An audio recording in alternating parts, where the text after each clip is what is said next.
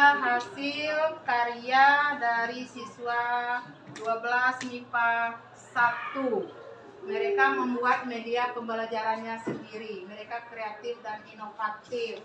Semangat semuanya mau buat media sehingga penuh papan tulis. Terima kasih semuanya ya. Ya, Bu.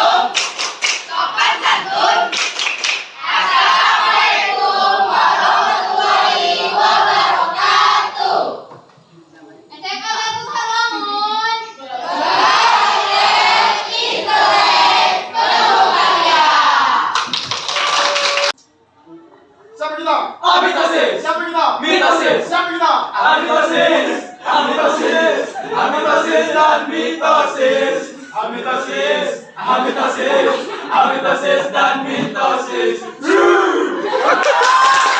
Kelompok Oogenesis. oogenesis apaan tuh? Oogenesis, pembentukan sel telur. Oogenesis. Iya, bagus. Hereditas. Monohibrid, dihibrid, persilangan, satu sifat, dua sifat, hereditas, yes, hore! Belahan sel, profase, metafase, ada anafase, juga telofase, interfase,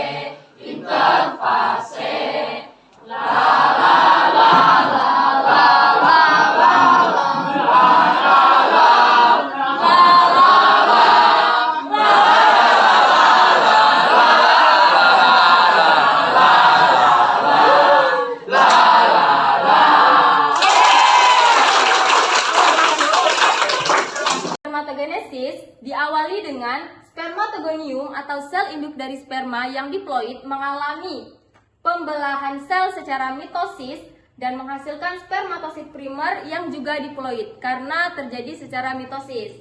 Nah, spermatosit primer ini akan mengalami meiosis 1, lalu menghasilkan spermatosit sekunder yang haploid. Dan masing-masing dari spermatosit sekunder ini akan mengalami meiosis 2, lalu menghasilkan spermatid yang juga haploid. Spermatid ini mengalami pematangan atau diferensiasi, lalu menghasilkan sel sperma atau spermatozoa yang juga haploid. Di sini kami juga akan menjelaskan tentang struktur dari sel sperma yang secara umumnya terdiri atas kepala, leher atau bagian tengah, dan ekor. Baiklah, saya akan menjelaskan tentang bagian kepala. Kepala berfungsi untuk menghancurkan asam hyaluronat pada sel telur, sehingga sperma bisa masuk dengan mudah ke dalamnya. Saya akan menjelaskan dari bagian leher dan tengah. Kedua bagian ini terletak antara kepala dan ekor, yang berfungsi sebagai penghubung kedua ujung sel sperma. Keduanya berisi mitokondria, yang berfungsi menghasilkan energi untuk kelangsungan hidup dan pergerakan spermatozoa menuju sel telur. Nah, bagian ekor berperan sebagai alat bergerak pada saat sel sperma menuju sel telur atau ovum. Untuk lebih mudah mengingat tahapan-tahapan dari spermatogenesis, kami punya jadwal nih, dengerin ya. Spermatogenesis, spermatogenesis, spermatogenesis, Spermatogonium mengalami mitosis, menghasilkan spermatosit primer. Spermatosit primer mengalami meiosis 1, menghasilkan spermatosit sekunder. Spermatosit sekunder mengalami meiosis 2, menghasilkan spermatid. Spermatid mengalami diferensiasi, menghasilkan sperma. Itulah tahapan-tahapan dari spermatogenesis. Kira-kira ini ciri-ciri daunnya tuh kayak gimana sih? Daunnya tulang daun menyirip. Ketika baru tumbuh dan mudanya berwarna merah menyala kemudian berubah menjadi warna coklat lalu berubah lagi menjadi warna hijau. Memiliki akar struktur panjang. Daun tunggal berbentuk lanset, ujung bermata 2, bertanggal pendek, permukaan daun atas mengkilat. Ukuran daun panjang 6 cm dan lebarnya 2 cm. Terus sudah kalian klasifikasikan? Baru dapat kingdomnya, ciri-cirinya. Boleh. Silakan klasifikasikan ya, mulai dari kingdom, dia kingdom protai tadi ya dibilang ya. Nah, sampai ke spesies. Ini bunga pucuk merah yang kita bahas sehari-hari ini bahasa ilmiahnya apa? Nah, masukkan ke klasifikasi. Bisa ya? Lanjut. Inilah proses transkripsi yang terjadi di nukleus. Transkripsi merupakan proses penyalinan kode gen yang ada pada urutan DNA menjadi RNA duta dengan bantuan enzim polimerase dan enzim helikase di nukleus.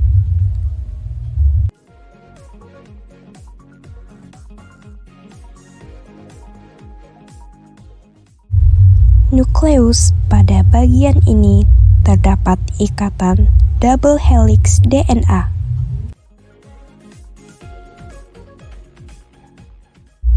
Pada saat DNA sense dan antisense berpasangan, datang enzim helikase yang berfungsi untuk membuka ikatan double helix DNA dan disusun oleh enzim polimerase dengan membawa RNA duta.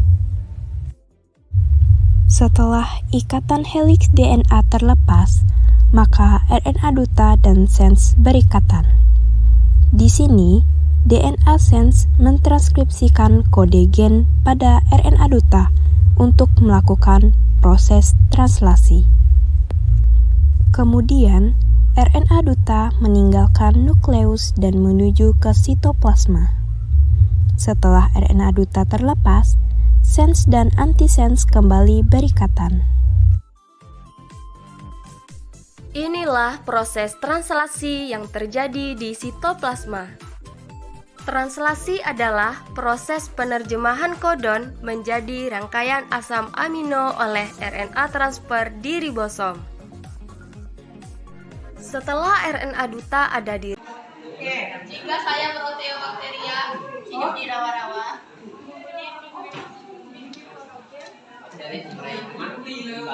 Oke, mundur lagi.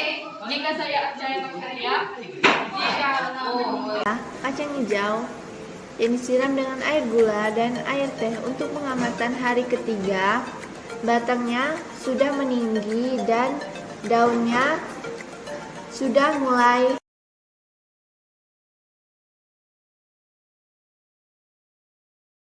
Assalamualaikum warahmatullahi wabarakatuh. Perkenalkan, nama saya Hanifia Zahra dari kelas 12 MIPA 1.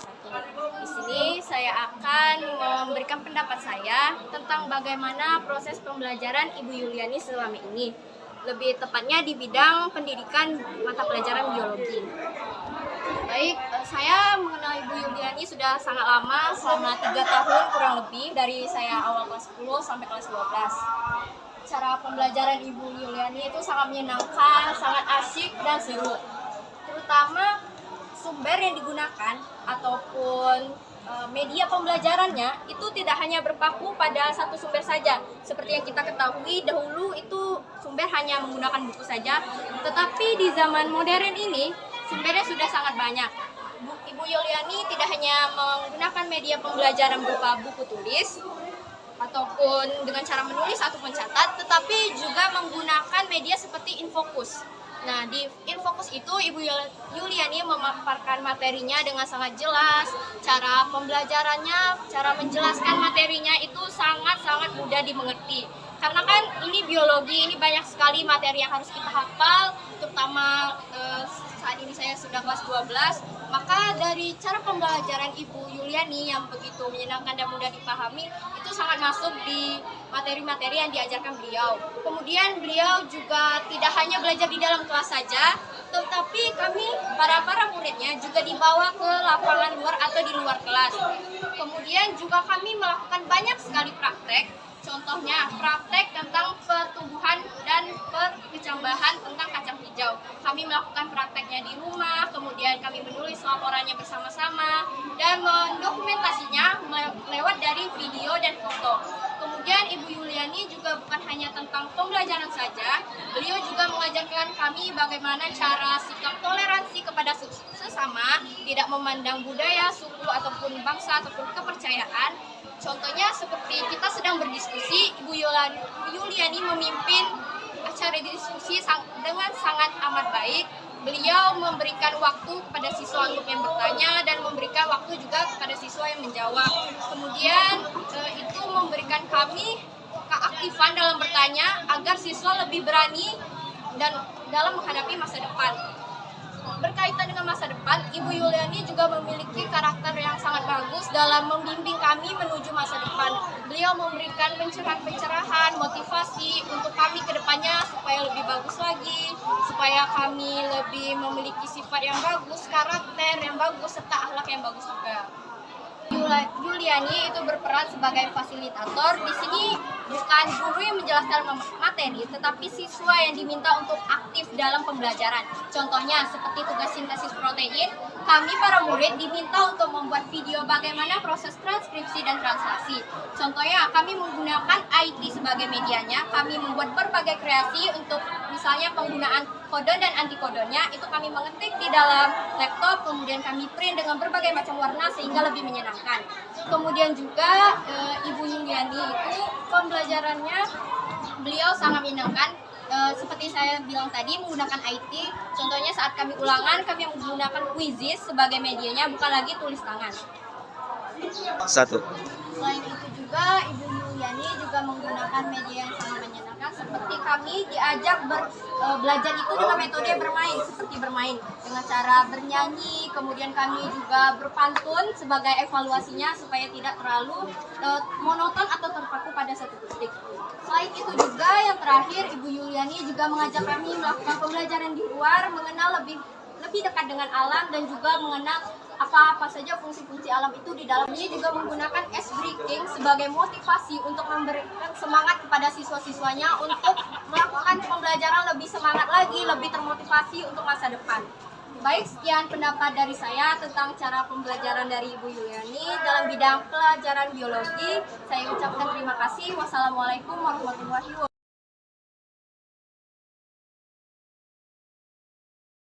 Saya Febrina Sari, saya merupakan guru matematika di SMA Negeri 1 Sarolangun, sekaligus saya juga merupakan rekan sejawat dari Ibu Yuliani.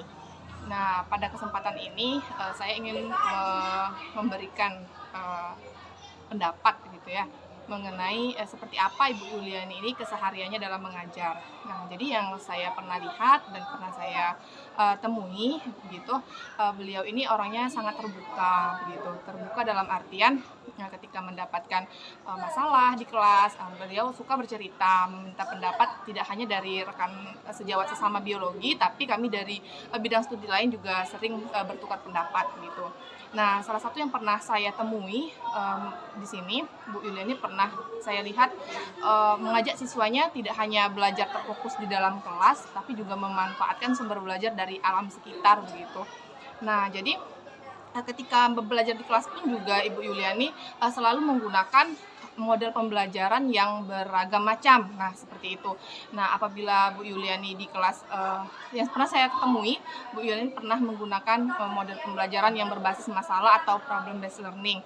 Nah, Ibu Yuliani di sini selalu menggunakan masalah-masalah yang dekat konteksnya dengan siswa sehingga siswa tidak merasa asing dengan masalah tersebut. Kemudian dari masalah tadi, Ibu Yuliani saya lihat cukup baik menjadi fasilitator ketika mendampingi siswa dalam menyelesaikan masalah tersebut dengan sabar, dengan telaten seperti itu. Bu Yuliani membimbing para siswanya sehingga para siswa terangsang untuk memecahkan masalah tersebut. Nah, seperti itu. Kemudian di kegiatan penutup, Ibu Yuliani yang saya pernah ketahui juga pernah melakukan refleksi diri seperti itu. Nah, refleksi diri yang pernah disampaikan beliau ini tidak hanya dari diri beliau pribadi, tapi juga pernah dari siswa, dari kami yang bidang studi lain. Nah, begitu. Itu yang pernah saya temui dari Bu Yuliani seperti itu. Nah, Ibu Yuliani juga terupdate mengenai teknologi yang pernah beliau pakai seperti itu. Jadi kita pernah saling sharing antara mapel satu dengan mapel lainnya. Nah, seperti itu yang pernah saya temui gitu. Terima kasih.